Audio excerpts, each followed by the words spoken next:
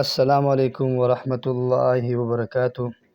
محترم سامعین، آج آپ کے لیے ایک اہم وظیفہ اور ایک بہت ہی اہم نقش لے کے آپ کی خدمت میں حاضر ہوئے ہیں۔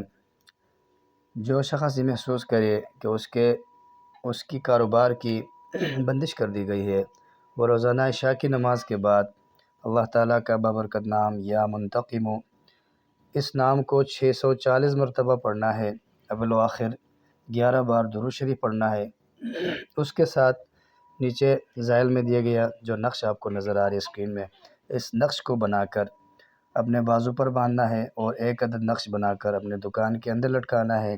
انشاءاللہ 21 دن کے اندر جو بندش کر دی گئی ہے وہ کھل جائے گی اور جو بندش ہے وہ ختم ہو جائے گی۔